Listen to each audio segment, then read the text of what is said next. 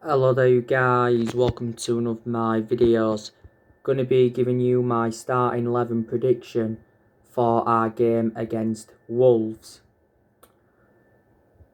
So I am going to go with David De Gea in goal.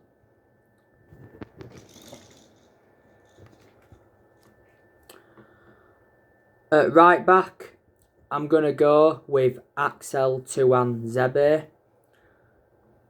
I've just heard that Wan-Bissaka could be available for this game against Wolves. Wan-Bissaka has recently been in training. Timothy Fosu-Mensah, he's another option at right back, and so too is Brandon Williams. But I think we are going to go with Axel Tuanzebe. Centre half, I think we're going to go with Eric Bailly. Victor Lindelof is obviously a doubt for this game because he went off injured in our 2-2 draw with Leicester. He started at right back against Leicester, did Lindelof, surprisingly. But I keep Bailly there regardless, even if Lindelof was available, because Bailly's impressed me in his last 2 games that he has played in. I think the other centre half will be Harry Maguire. At left back, I think we're going to go with Alex Telles. Alex Telles didn't play any part in the game against Leicester. We went with Luke Shaw. In the midfield, I think we're going to go with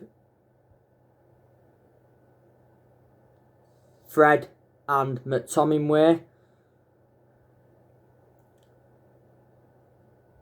And I think Bruno Fernandes will play ahead of them two in the number 10. On the left-hand side, I'm going to go with Anthony Martial. On the right-hand side, I'm going to go with Mason Greenwood. And up top, I'm going to go with Edinson Cavani. So that's how I think Manchester United could line up against Wolves. Now, don't forget Mason Greenwood didn't play any part against Leicester. Donny van de Beek, he didn't play any part against Leicester, and I don't think he'll start this game against Wolves. Donny van de Beek seldom starts in the league. He's only started 2 games in the league this season, and that was against West Ham, and he made his full Premier League debut in the 3-2 win against Southampton.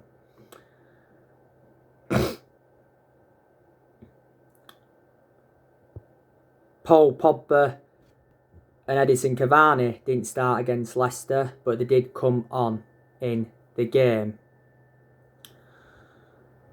I don't think Daniel James will start this game against Wolves. Daniel James surprisingly started against Leicester. He started on that right-hand side. I don't think he enjoyed the best of games, but Daniel James did very, very well the other week in our 6-2 win against Leeds. Marcus Rashford, I heard he's got a shoulder problem, but he should be okay for this game.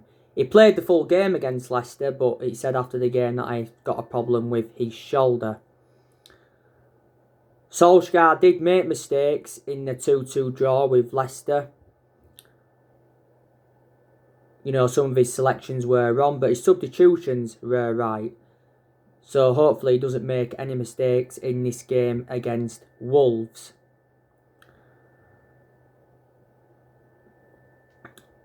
Now, we played Wolves 4 times across all competitions last season. Both games in the league were draws. We drew with them 0-0 at Old Trafford. That was actually back in February. That's when Bruno Fernandes made his debut for the football club.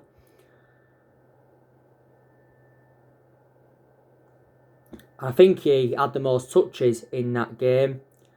And we drew with them 1-1 at Molineux. We did play them in the FA Cup. We drew with them 0-0. But then obviously we won the replay 1-0. Now almost a couple of years ago, Wolves beat us twice. They beat us at Molineux in the league 2-1 and knocked us out of the FA Cup quarter-final 2-1. And that season, Wolves reached the FA Cup semi-final for the first time in 21 years. Wolves haven't been as consistent this season as they have been in recent years. They have beaten Arsenal and Chelsea this season. They recently drew 1-1 with Tottenham.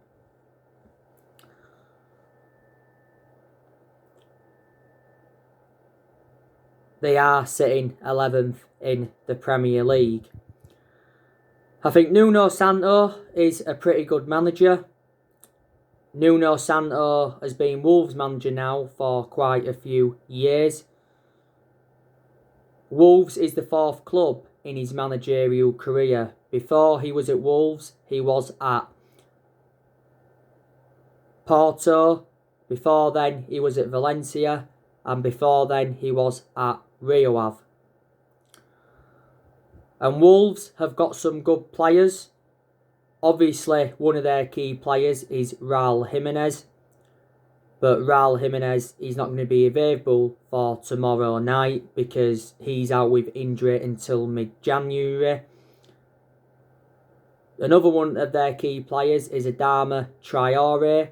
Don't forget, we've inquired about his availability before. Another one of their key players is Ruben Neves. He should be in contention to play tomorrow. Moutinho, he's one of their key players. He should be involved tomorrow.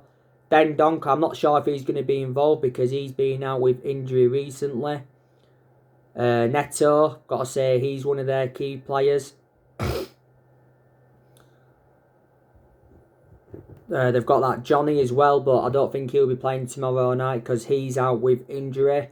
Connor Cody, one of their key players. Don't forget, he risen up the ranks at Liverpool and all of that before he went to Wolves. They bought quite a few players in this year with Wolves. They obviously brought that Fabio Silva in. They brought Nelson Semedo in from Barcelona. They brought whoever in.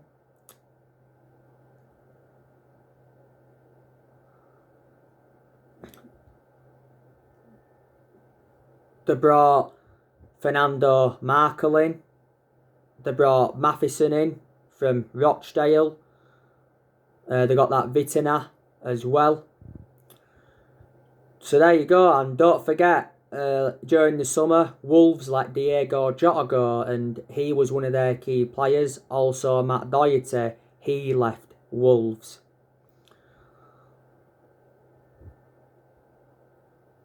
If we do beat Wolves, it will be our third win at Old Trafford in the Premier League this season.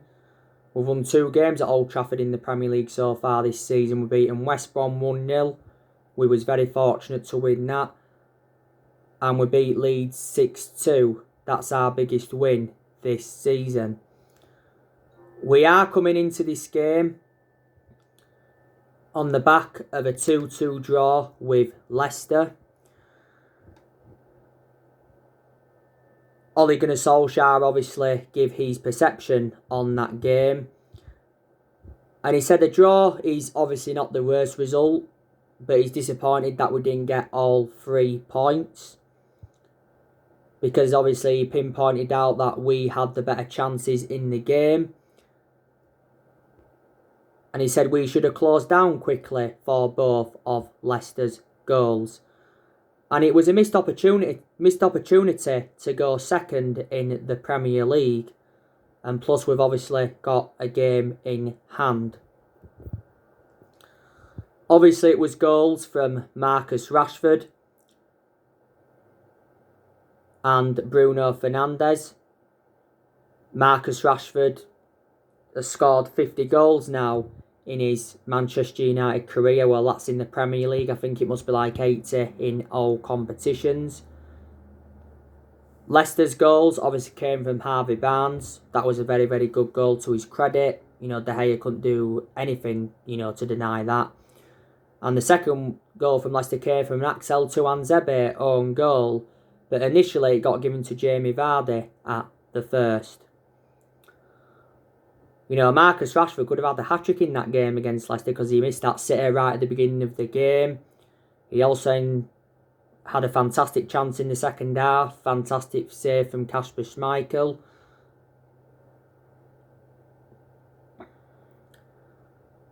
Martial, don't forget, he had a disallowed goal in the game. But Leicester are a very, very good team. They've got good players. They've got a good manager in Brendan Rodgers. He's transformed Leicester. So, yeah. But if we'd have beaten Leicester, that would have been 11 away wins in a row in the Premier League. We haven't lost away from home yet this season in the Premier League. And when we beat Sheffield United the other week, we became the first team to win 6 successive away games after conceding first in a single Premier League season. Now, after Wolves, we have got Aston Villa. That is on New Year's Day. Manchester United should be winning that one. After that, we have got Manchester City in the Carabao Cup semi-final. That's a huge game for Man United.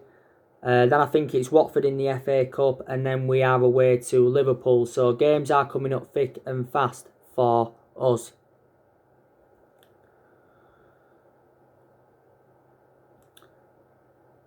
Now, I want to delve into some news on Moises Caicedo, like I've been updating you on a regular basis. So, according to recent reports, Moises Caicedo wants to join Manchester United. Man United are in control over the January signing. Caicedo recently made an admission saying that he loves N'Golo Kante. But he's already revealed that his favourite club is Manchester United. There has been reports circulating out saying that Chelsea could hijack our move for Moises Caicedo. He mentioned that Brighton and Newcastle were interested in him. It recently said that he was undergoing his medical at Man United, and it said he was set to sign a 5-year contract with the club, and it says we're going to get him for like 4.5 million with add-ons included. He's under contract with Independiente del Valle until 2024. Independiente del Valle recently said that they want around 5.5 million with add-ons included. Plus it said they wanted a 20% sell-on clause. But Dairo Extra, which is an Ecuadorian outlet, they recently said that negotiations were at an advanced stage. And it says that we've outbid AC Milan and RB Leipzig. He's 19, he's Moises Caicedo. He's a holding midfielder. I think he's represented Ecuador around 4 times. He played for Ecuador in their 4-2 win against Uruguay back in October. I think he made his debut for Independiente del Valle around 14 months ago. But if we do get him, he will be the second Ecuadorian to represent Manchester United after Antonio Valencia. So it should be our first signing of the January transfer window. But, we have got a lot of players on our agenda.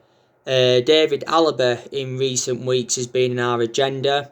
But now it says it's very unlikely that we're going to get David Alaba on the board. We've obviously revived our interest in Jack Grealish. It did say that Aston Villa are expecting bids from us and City and that in January. It recently mentioned that Liverpool were interested in Jack Grealish. And it says they're possibly seeing him as a replacement for Mohamed Salah. Because it actually said that Mohamed Salah is now unhappy with Liverpool. Now, I think Grealish is valued at around £100 million, reflecting on his good performances for Aston Villa. We inquired about getting Grealish during the summer, but Villa wanted £80 million, so that valuation put us off. And plus, we was concerned about where he would fit in our team. Jack Grealish can be a replacement for Paul Pogba, can't he? Don't forget, he recently got banned from driving. Back in September, though, Grealish signed a 5-year contract with Aston Villa. Up until this point, he's spent the entirety of his career with Villa. He must have been a Villa player since, the age of 6. Jadon Sancho, we could go in for him next year. There's still a good chance Sancho could leave Dortmund next year. Hasn't enjoyed the best of seasons this season, has he? Let's be honest. And he made an admission earlier on this season saying that it has been hard for him this season. Quite a few weeks ago, Borussia Dortmund sacked Lucien Favre. Sancho was our number one priority target during the summer transfer window. But Borussia Dortmund said that they wanted £108 million. We was not willing to meet that valuation. Dortmund made it clear to us during the summer. They said we had until the 10th of August to sign the player. We obviously missed out on that deadline, didn't we?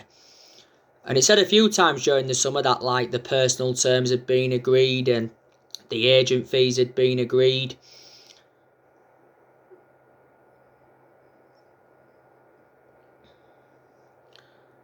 But we didn't come to an agreement on an actual fee, and Fabrizio Romano was talking about the Sancho saga a few times, and so too was Bill's Christian Falk.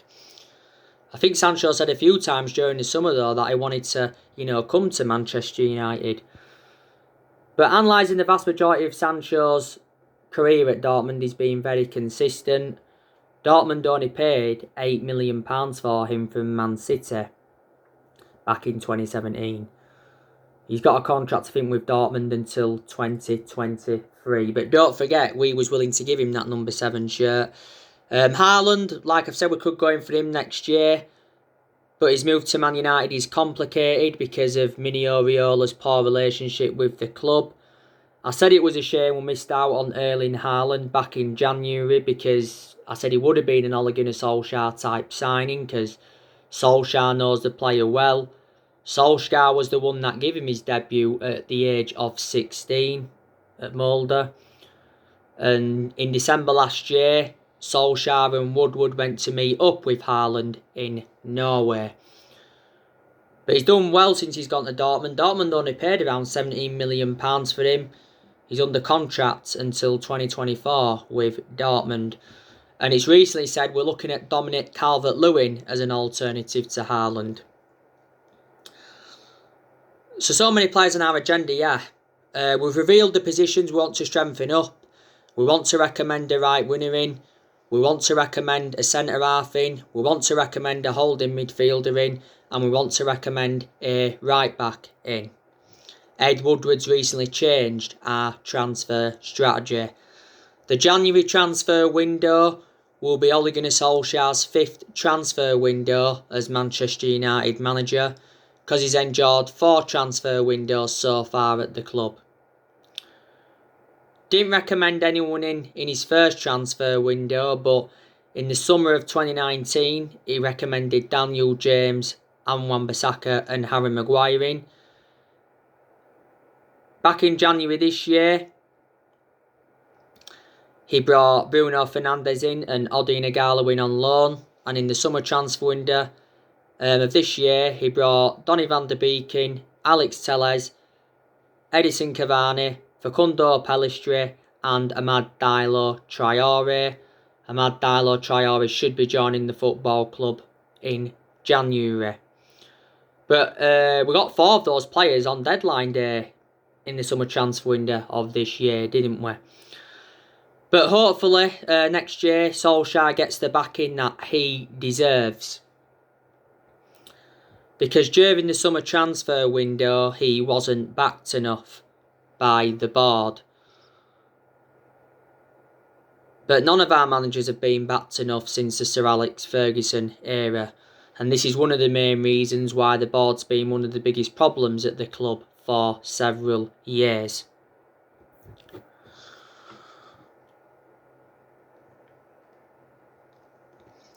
And obviously our recruitment policy has been very, very poor. But Woodward has come out several times to support Ole Gunnar Solskjaer, despite us enduring a poor start to the season and despite us getting knocked out of the Champions League. I think we're going to get rid of more of the deadwood next year, because he's still deadwood that we do need to get rid of. I think next year we'll be looking to get rid of Jesse Lingard. We'll be looking to get rid of Phil Jones, Rojo, Romero. Good chance Pogba could leave next week. Matic could leave next year. Juan Mata could leave next year. There's obviously rumours of Daniel James going. It says that West Brom want him on loan. Leeds United have also been in for Daniel James. Also, there's been rumours of Brandon Williams going out on loan, because obviously now he's our third choice left back following the arrival of Alex Telles. Earlier on this season there was rumours of Dean Henderson going out on loan. And I expect Ighalo to leave next month when his loan expires.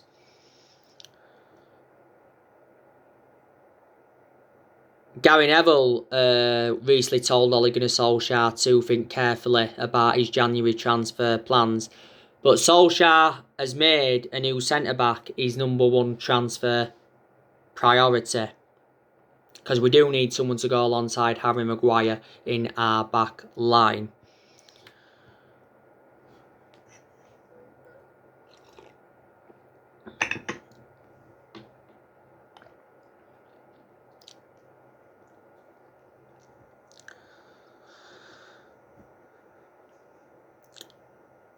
Ole Gunnar Solskjaer, he's not under pressure now at Manchester United. He has been under pressure quite a few times though since he got appointed in, because obviously we have endured bad periods and we've obviously had bad results. And don't forget, there was talks of Mauricio Pochettino coming in to Manchester United.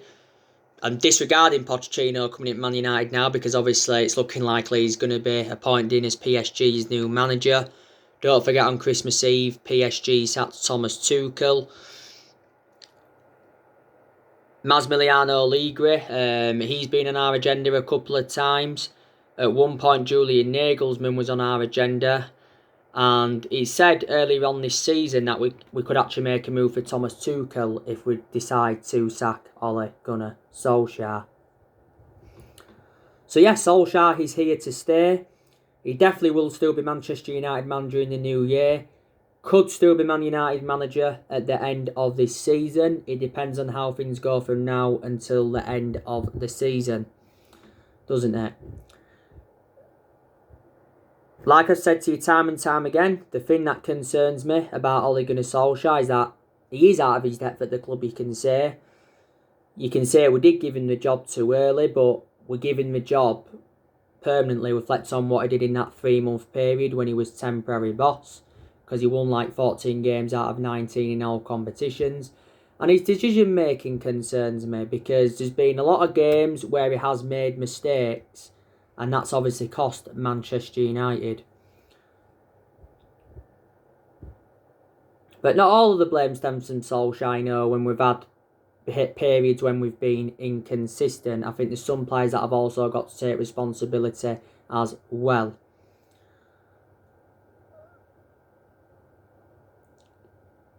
You know, Solskjaer is under contract with Man United until 2022. I don't know if he's going to see out his contract. If this good vein of form was to continue, there could be a possible chance we could enter negotiations at some point next year over extending his contract at the club. I think he's more than halfway through his 3-year deal now though. He's managed over 100 games as Manchester United manager in all competitions. And not so long ago, It was early on this month. It was his 2-year anniversary at the football club. Solskjaer said a few times this season that Manchester United can win the Premier League title.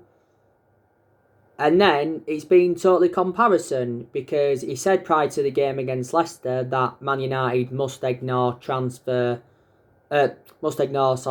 League title talk. You had Roy Keane coming out after the 6-2 win against Leeds, saying that Man United can challenge Liverpool for the Premier League title this season. We are in the title race. We are sitting fourth, but we have got a game in hand. And Liverpool dropped points yesterday. They drew at home to West Brom, 1-1. But I'm very, very sceptical that we'll win the Premier League this season. I don't see it happening.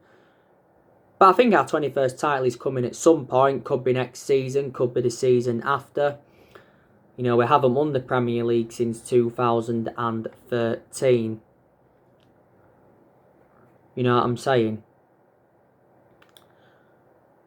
But I've already said to you, haven't I, that if we can finish in the top 4, top 3 this season, and if we can win a trophy, that would represent a very good season for Man United.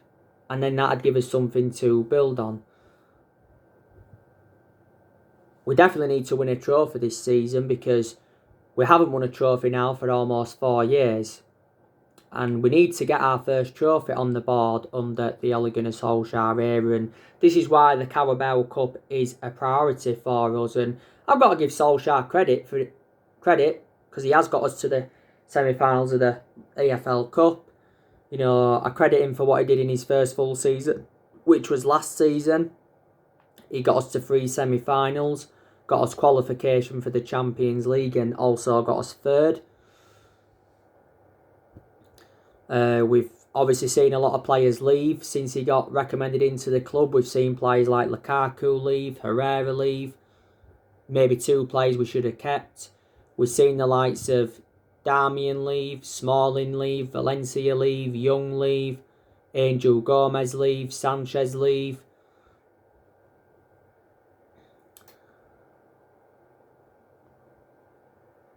We've also loaned a few players out, don't forget. We loaned Joe Pereira out again, didn't we? We loaned Dylan Levitt out. We loaned James Garner out. Chong, he was loaned out as well. So there you go.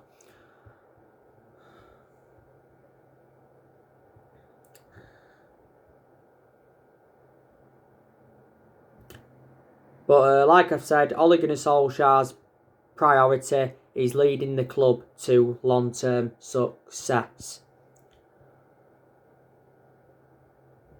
He does deserve more time.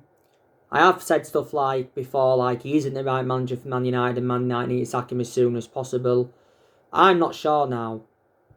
I'll have more of a perception in February and March on Solskjaer. I will. If the good vein of form continues, then my perception will carry on changing. If we start playing bad again, then obviously I'll be demanding him out of the club again. But at the end of the day, we haven't really got the structure to keep sacking managers, because we've already sacked 3 managers since Ferguson left, and that was Moyes, Louis van Gaal and Jose Mourinho. We're not really known as a sacking football club, are we? Let's be honest, no manager at Man United, or no manager in general, is going to replicate Sir Alex Ferguson's legacy. No one's going to last as long as him either, because Ferguson endured 27 years with us, but Ferguson didn't settle in straight away because he didn't win out in his first 4 years at the football club. But since he's left, we haven't been the same team. And before he came into the equation, we was also poor. But I certainly think we can get back to where we want to be. But we'll just never be the team as we was under Sir Alex Ferguson. We just need the team that we've got now to replicate what the team did that we had under Ferguson. And we have got some good players, but I think we need better players if we are to win the title and that.